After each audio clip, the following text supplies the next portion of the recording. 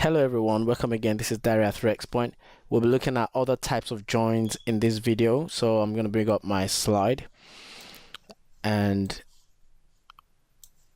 where is it? Okay, so yes, in the previous videos we understood what inner joins is and how we can play around with inner joins. And we ultimately understand what exactly we need joins for, right? So there are other types of joins. And the first one I want us to have a look at is the full join. Sometimes it's been referred to as the full outer join. So don't get confused when you see both of them. They mean the same thing, right?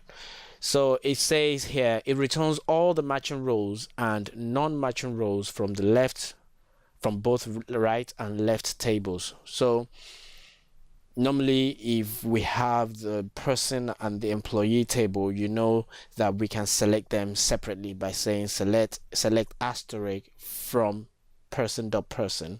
If you write below it and say select asterisk from human resources employee, you have both tables back separately.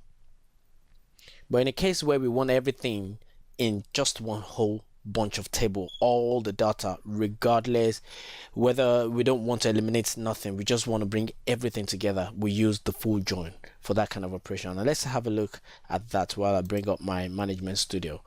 So I will go into the tables, and first of all I'll bring up my employee table and select everything from there, and just below it I would say select everything from, where is the person table, person, so I'll drag that here there, so I'll select everything, and you can see now that we have everything together, and the combination of both gives us a total of 20,226 rows.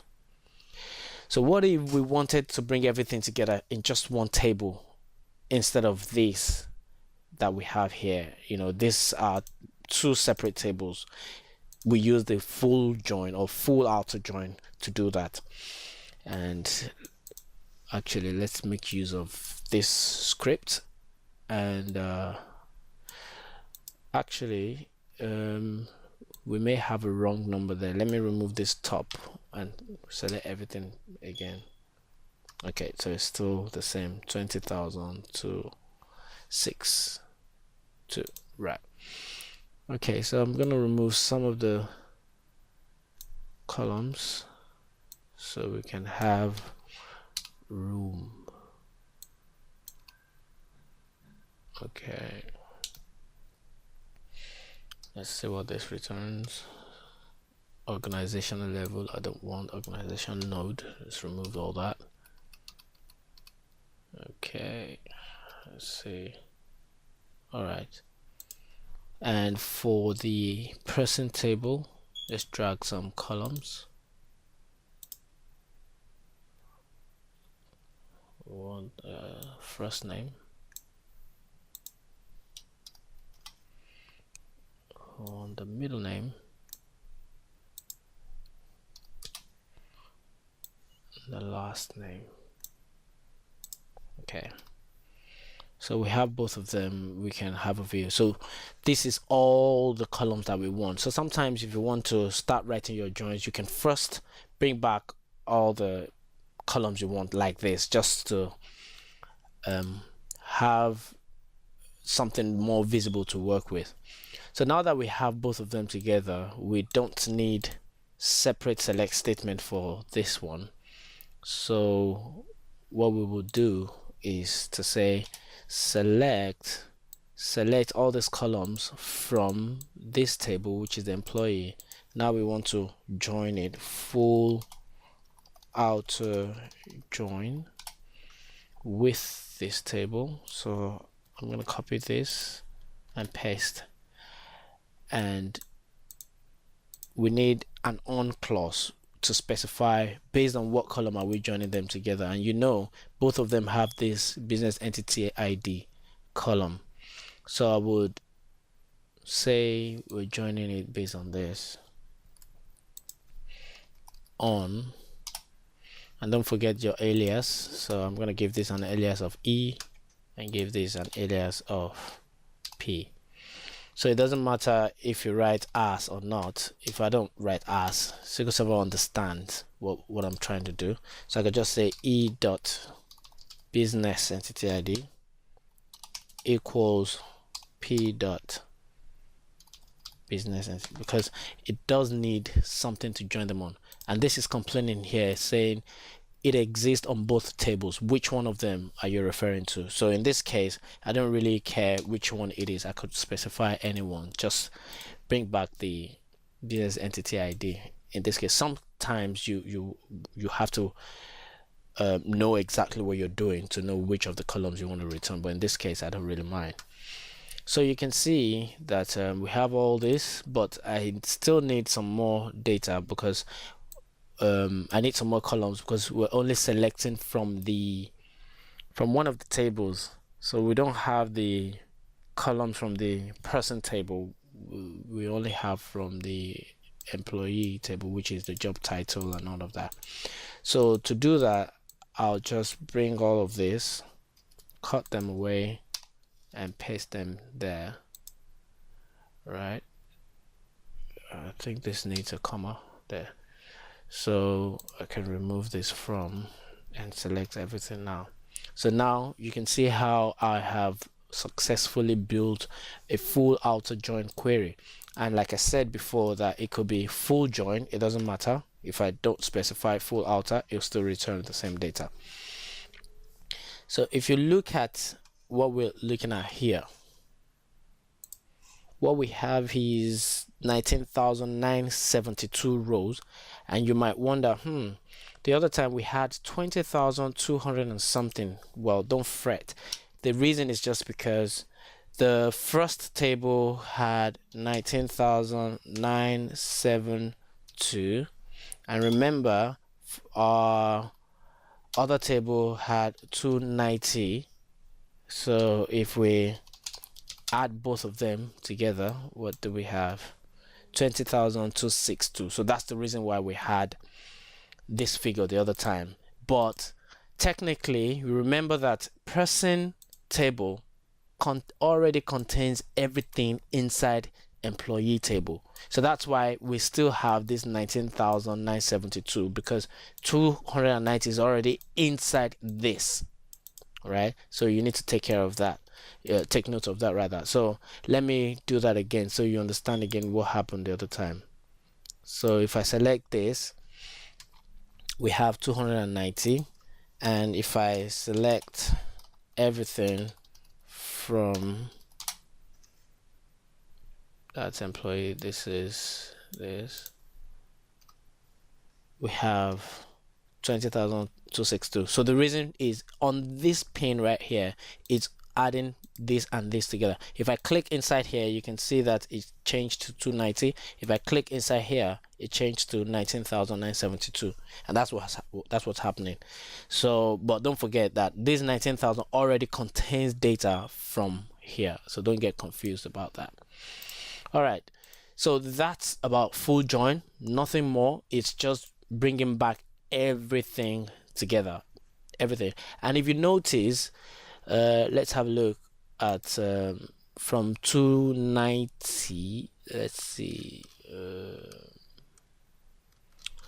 Let me see. I'm trying. I want to point something out to you. Okay. So for example, you can see that 64 definitely contains data in the employee table, because remember, the employee table contains from 1 to 290, so 64 is in between that, and that's why we have record for business entity ID, job title, birth date, and all of this. Now if you look at this one that has null, null, null, null, and the number is 12,079, so it's more than 290. And because we're joining data from both tables together, this is not contained in the employee table. So obviously this person might be maybe a contractor, it could be a supplier, it could be someone else that is not an employee, it could be a customer, And that's why the person does not have job title, does not have record of their birth date, does not have record of their marital status and all of that, because it is not contained in the employee table.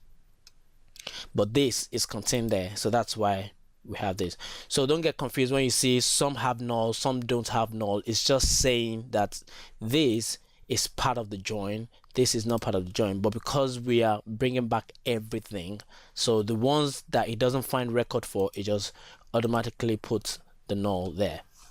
Okay, so let's move on to the next one. So that's that about full join. Now let's go to the left join. So what do we mean by left join? It returns all the matching rows and non-matching rows from the left table. So we have two tables. There's one on the left, there's the other on the right. Anytime you write an SQL query like this, if you look at it, this is the one on the left. And when you join, let me remove this full so that you can see in between. So join is in between. So this is on the right. So don't forget, this is left, this is right. So back to our slide, this is left, this is right. So which one is left in this case? We have the employee on the left and we have person on the right. Okay, so the definition says returns all the matching rows and non-matching rows from the left table. So the focus will be on the left table if we specify the left join in this case, the left table. So it's going to look at the table, and if all the records that are on the left table, you can see all the records on the left table, and then it will look into the right table. If it finds matching records based on the join clause, the on clause of the join, if it finds matching records, then it returns that as well from the right table. If it doesn't find any record that matches the one on the left, it just automatically eliminates them and doesn't present them back to us. So let's see that in action. Let's see what that means. So let's assume we now say left join. Think about it for a second. Employee table is on the left, person is on the right. We already know that employee contains 290 rows and person contains 19,000 plus rows. If we do a left join, what sort of data would you expect to have returned? Let's find out. So in this case, we have 290 rows. So what that means is it has just gone into the left table, returned everything from the left table, and gone into the right table as well. Look for matching records. If it finds a matching record from the person table, which is on the right, it adds it to it. And obviously we already know that person already contains data that are inside this employee, so it finds the matching ones and returns it. So all the other columns from the person table, like if we had the full, for example, all these ones with null don't get returned because they are not matching. Like we have 297, employee stopped at 290, so 297 will not be returned. So if we did a left join, you can see that 297 will never get returned back to us. Actually, without scrolling down, let's just put a where clause, where business entity ID equals 297, and you see, okay, it's saying ambiguous. So we're looking for the one on the left table, which is E. So if I did E dot, and then you can see it doesn't return nothing. All right, okay, let's actually try if we will get anything back if we specify the business entity ID of the person table. It doesn't return anything, you see, even though this 290 exists on P is person. We do know that 297 exists, we just saw it, but it's not bringing anything back. Why? Because it is a left join. If we had full join, you can see it has something back to us because it is a full join. But because it's a left join, you see, it won't return anything. So left join eliminates anything that is not matching with the corresponding right table. All right, let's have a look at the other type of join, which is the right join. So it's direct opposite of the left join, and what it does is it returns everything on the left table and eliminates the ones that are not matching on the left table. So we can just say right without the where clause, and you can see we have all the 19,000 rows returned back to us. So now something you should be aware of is this: both of them, it depends on where you position the tables. That will determine which one to use at any point in time. So what do I mean by that? We just wrote a SQL query with the right join, right? And person is on the right hand side of the query, which is the one that returns 19,000 plus, right? Now let's assume we bring this here. So now person will be on the right hand side, person will be on the left hand side rather, and employee will now be on the right.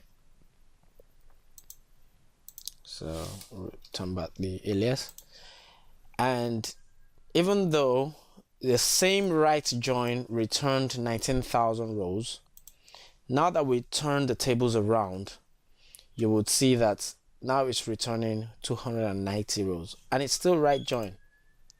So you see, it doesn't matter. Don't get confused with right or left join. Which one should I specify at any point in time? How would I know which one to use? Because that's the main area of confusion that a lot of people I have seen do have. And the simple answer is you would answer the question yourself, because it depends on where you place the table.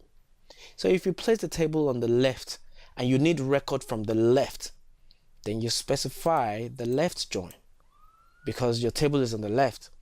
If what you're interested in is to bring back data from the right and just find the matching ones with the left, then you specify the right join. So it's as simple as that. So I have noticed from experience that concepts like this get better understood by using several examples. So we're going to actually try another scenario. So here we're looking at person and employee. Let's say the requirement is to find out the department that employees belong to. That's the requirement. I'm going to switch into the sample DB because I've had to manually work out the example. So let's get out of AdventureWorks and go back to our sample DB, and we have a department and employee. So let's bring back data from both tables. Select star from department, select star from employee. So we have both data returned to us. So we have employee, we have department, and okay, the data is not ordered. And don't get confused when you see SQL Server presenting data like this. Generally speaking, by default, SQL Server does not order any data for you. As you dump the data in, so it keeps it. So you cannot get a guaranteed ordered data except you specify order by clause, if you want it ordered. So in this case, I want this data to become ordered, so I would order it by department ID so that it can be from 1 to whatever number it is. So it's 1 to 16, so we have that. All right, now let's now see what we have here. The other table, which is the employee, we have some people in several departments. Let me make a quick change to this so that our data makes sense. So Ken should be in 1 and Terry in 1 as well. Okay. Right. So what's the requirement? Find out the departments that that employees belong to. So we know that in this table we have the department ID, but we don't have the name of the department. So we need to join to the department table so that we can get the name of the department that they belong to. And the other table, we have 1 to 16, 1 is just scattered all around. So let's have a look at all the departments that are contained in this employee table. So to do that, we can use the distinct clause. We have done distinct before, so let's have a look. Distinct business entity ID from employee. Right, so what we have is one. Oh no, not business entity ID. What we're interested in is the department ID. Department ID. All right, so we have 1, 4, 5, and let's bring by everything. So here we have 1 to 16 for the department, but we do have one between 1 and 16, but there are some that don't exist in the employee table. So for example, department ID 2 does not exist here. Department ID 3, so we don't have anybody in sales. So this is a very good example for us to work with. So we want to have a look at the department that people exist, and we can use right and left join to see what sort of analysis we can make out from that. All right, so let's get to work. Select what tables do we want. Let's bring this back to see all the tables, all the columns rather. So select first name. Actually, let me write the from tables first. From employee,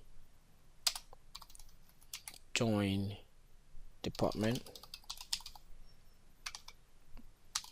on but alias. So on e.department, so we're joining them on department ID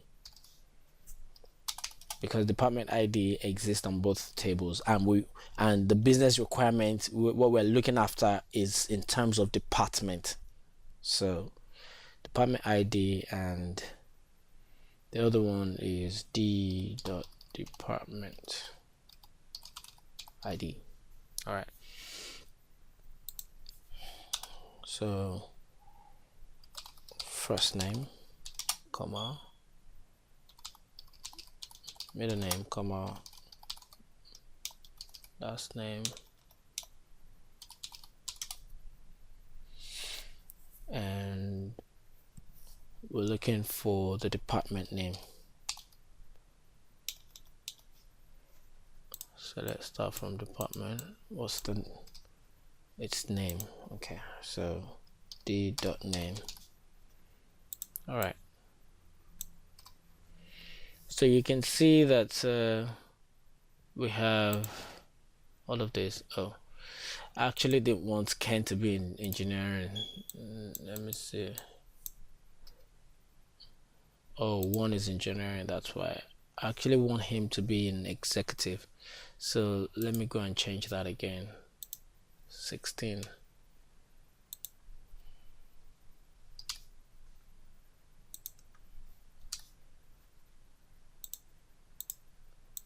So that's all right. So that's it. Right.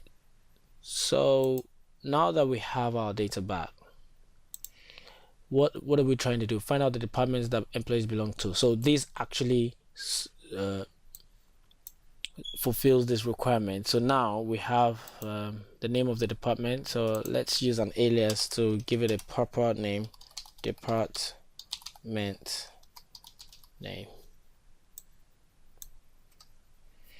And you can see that Ken belongs to the executive department, Roberto belongs to the document control department, and in this case we have used an inner join. So what that means is, if we bring back department ID, which is the department ID,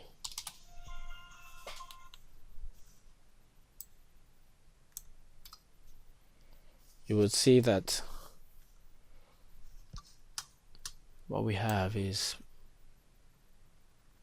all the department IDs that are contained inside the employee table. We wouldn't have department IDs like 2 or 3 that are not that do not, you know, that do not exist in this table. Right? All right. So let's say, for example, we now want to do employees on the left side of the table, department is on the right. So let's say we want to do right join. Right.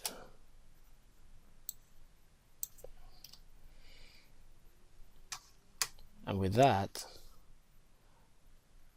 you can see that we have the remaining part of the table which are in the department table but not in the employee table. So everything is now returned back to us. So remember the other time we had sales, nobody's in sales, nobody is in tool design. Remember I mentioned that from the beginning, that we have let me bring back the distinct again. Distinct department ID. So you can see that we have 2, 3, but in our employee table we don't have 2, 3. What else? 7 is not there. Production, nobody's in production. And because we have used the right join, now we can tell that nobody is in production, nobody is in tool design, nobody is in sales, you know. So that's the whole idea of using right and left join, because if what you want is you want to see all the employees in the company regardless of what department they belong to, even if they don't belong to any department, you want to see all the data. So this is the kind of query you would write to pull out that kind of data from the database. So I mean, there is nothing more about joins that you would that you need to know, apart from there is one other type of join, but that is advanced and it's beyond the scope of this training. For the advanced T-SQL series, then you would get to learn more about that kind of join. But at this point, this is good enough for you to move on, right? So that's the end of today's training, and I'll see you in the next video.